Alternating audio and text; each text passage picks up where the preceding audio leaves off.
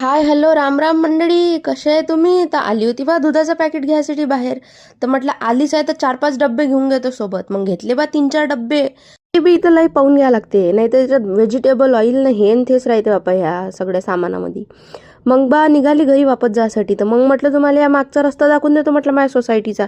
कधी कधी आले गेले तर इकडे येऊन जा, तुमची बहीण राहतेच फिलविनमध्ये. मग आली बा घरी आणि घेतले कारले करायसाठी भाजी. मग घेतले 4 कारले, तर तुम्ही हात जा नका कारण इथं 4च लय महागाचे भेटले होते मला.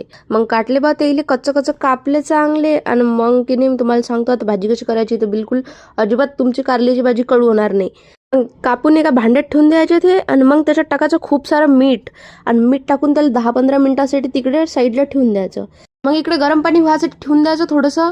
आणि मग मी केलं कणिक वणिक मळून घेतली आणि मग केल्या चपात्या. गरम गरम साईडला चपात्या होऊन गेल्या तोपर्यंत गरम पाणी होत राहते म्हटलं. मग माझं पाणी झालंय गरम आता. मग मी टाकलं त्याच्यामध्ये कारले जे मी मीठ टाकून साईडला ठेवले होते. मग ते टाकून ठेवले आणि थोडा वेळ त्याला झाकून ठेवून दिलं. मग ते मॉइश्चर होऊन राहिले. मग त्याच्यानंतर इकडे भाजीची तयारी झाली होती माझी. त्याच्यामध्ये खूप सारे कांदे वांदे टाकले आणि त्याच्यात लसण जिरं अद्रक वद्रक जे काय टाकता तुम्ही ते टाकून द्यायचं. मग सगळं झालं की मग त्याच्यामध्ये थोडीशी हळद टाकली आणि त्याच्यानंतर थोडं चांगलं त्याला फिरून घेतलं आणि मग मी टाकले त्याच्यामध्ये कारले.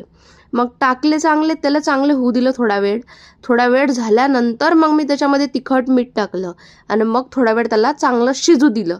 मग मी काय म्हणतो याला कधी झाकून ठेवायचं नाही जेव्हा बी तुम्ही कारल्याची भाजी करता तेव्हा, नाही तर ते कडू होत असते. त्याला ओपनली शिजवायची. मग असं सजवला ताट आणि दिला आहोच्या समोर. कारण की आता ह्या विकेंडला मला ते शॉपिंगला न्यायचं आहे ना, म्हणून असं सजव करून दिलं. मग आता तुम्ही म्हणा खूपच मतलबी पोरगी आहे पप्पा म्हणा हे असे मंजा गिंजा नका, नाही तर पहा मग आणि जाऊ द्यात हे. मग मी पाहिली पंचायत. तर मग पंचायतमध्ये मला समजूनच नाही राहिलं होतं की मी 3ऱ्या सीझनमध्ये आतापर्यंत का पाहिलं आहे. मग हे 4थ्या सीझनमध्ये का चालू आहे हेच मला नाही समजून राहिलं होतं. मग धीरे धीरे मला समजवलं माझ्या होणं. म्हटलं जाऊ दे.